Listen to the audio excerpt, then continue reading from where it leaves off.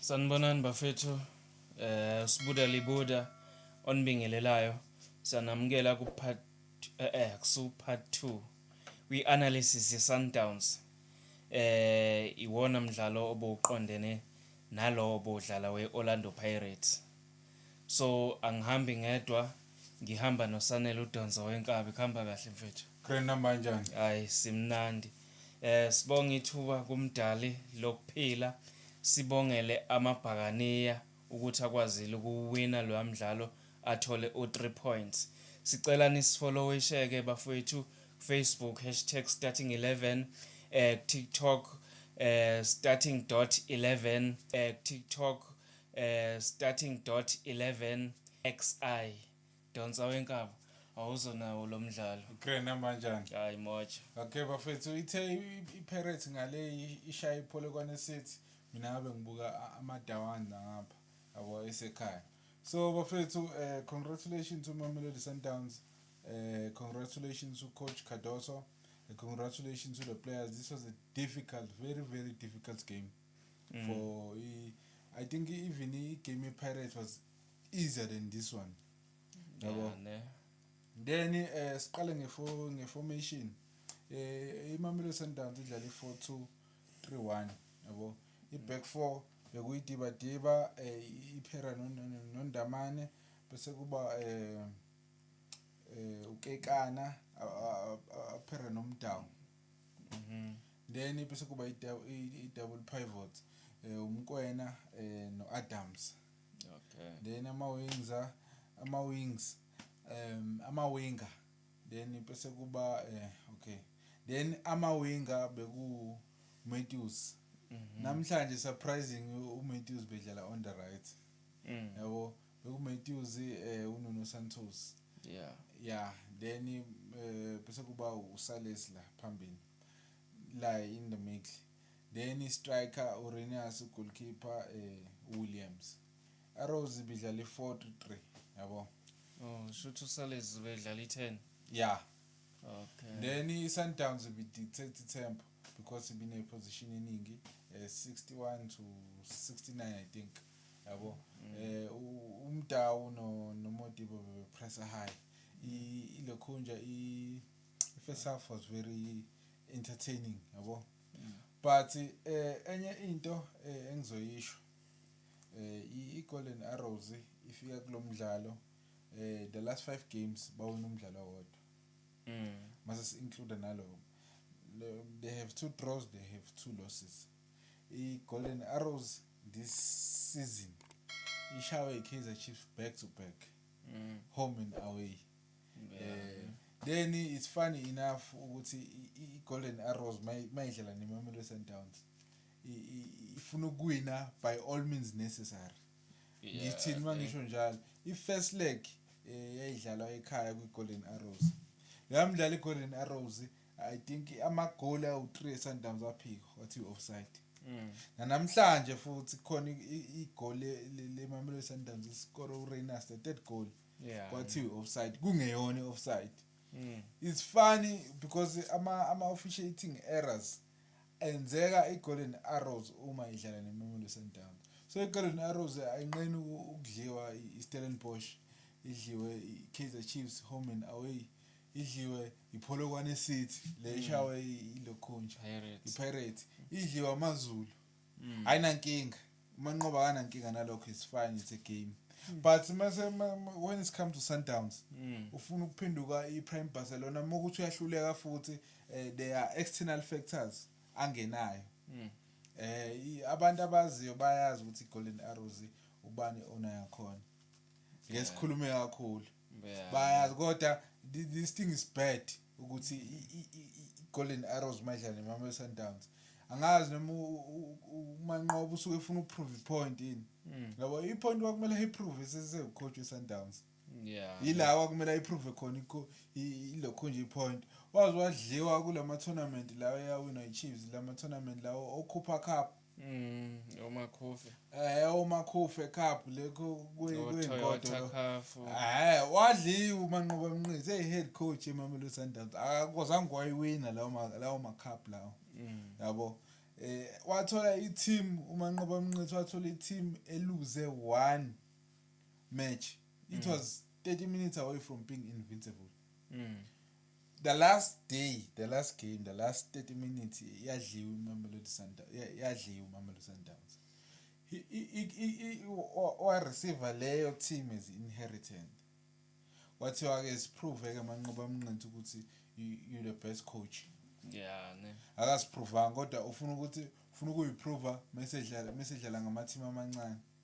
Ayiprove kuze kungene nabanye abantu abangangene kulento le. Yeah. Leyo nto leyo is very disappointing because even uManqoba makuthiwa uRojiwe umemeza kabi. Umemeza kabi. But ngiyakutshela 3 goals eMamelodi Sundowns aphikwa. First game as a winner nje.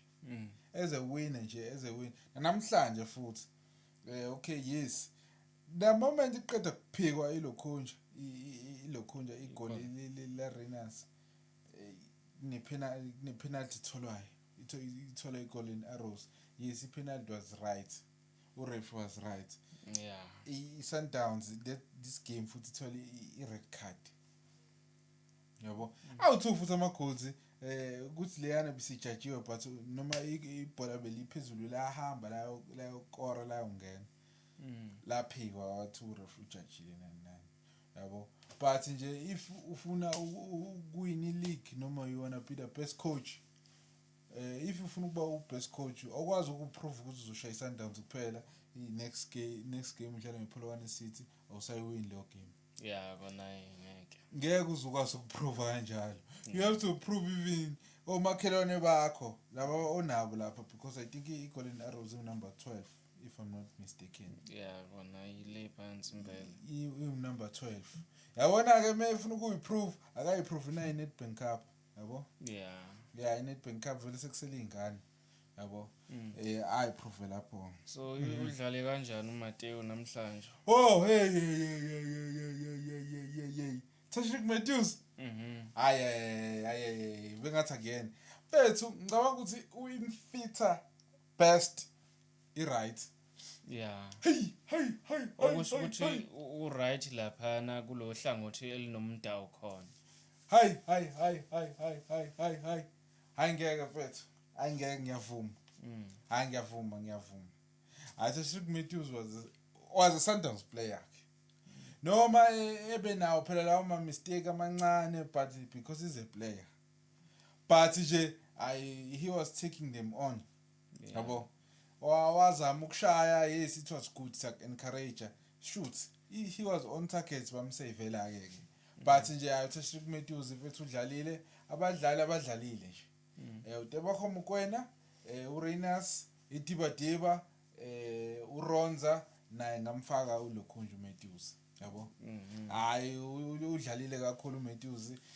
Vele phela umfana mebhede samshaya.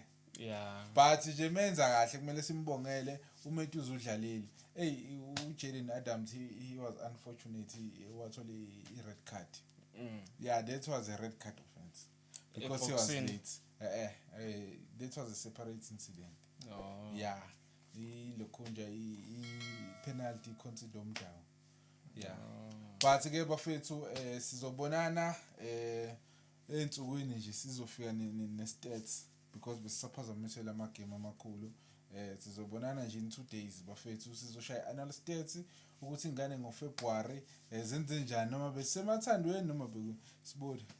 Yeah, bafethu njengoba esho umfowami la sizothula i-report yama games Mamelodi Sundowns, Orlando Pirates neKaizer Chiefs ukuthi badlale kanjani iperformance yabo yenyanga. Siyazi nina senikhohleni esheshe ukukhohlwa nini. So sifuna ukuthi sile sinikhumbuza kancane. Yeah. Then ke sesizozwa ngani ukuthi cha hayi labo abaperformanga ngalendlela enisho ngayo nini badlale kahle. Singazi ke kodwa ke uma sekuziwa mase sicheck ama report amamaki ko Kaizer Chiefs nobani ukuthi hayi sesizobona kusasa singangeni kuyo namhlanje before sivala mfethu uLokhunja ngoba bengikhala nje ngama officials mfethu uminister uGaten McKenzie ushilo mfethu namhlanje ukuthi wayikhokha imali lokhunja ubanikile ilokhunja isafa imali ye-VAR. Isafa yakhala ngokuthi i-VAR iyabiza. Uminister seyinikile ibudget ukuthi ithengeni ke. Angazi kusalindweni. Yeah, into ekhona ke ngoba ise South Africa. Usafa ngazi uphethwe abantu abangakazi badlala ibhola. Yabo ngicabanga ukuthi lo F olapha kufa umele ufootball. Yeah. Jordan abahamba amacala abakazi badlala bhola. Amacala futhi ambandakanya imali nani. Yazi kubhlungu ukuthi lezi zinto ezikanje zingene ngisho nasebholeni. Yabo ipolitiki. Yeah, ibhola fuze ngalihambela lodwa lingahlangani nezinye izinto eziseceleni. Ngabe ibhola lethi lisezingeni kufanele ngalisezingeni elikulona. Yabona. I-VAR ave ibalulekile. Manje ngenxa yokuthi izochecka kakhulu ama-errors abantu ekungamele abacheckwe. Khona abantu ekufanele bawine, khona kufanele bangajajwa, khona kufanele so i-VAR kuyabonakala ukuthi no izosuka i-correct nezinto ekungafanele ukuthi izi-correct kodwa ngikho lapho. Hayi mfethu no. Yazi into ebhlungu leyo ukuthi ibhola lesonto is being administrated by abantu abamnyama. So lento le is reflector iyaqhubeka lento lokuthi thina siyahlule ukuzenzela izinto. Kodwa okay it's fine. Okay it's fine bafethu sibude done. Siyabonga bafethu sonibona in 2 days.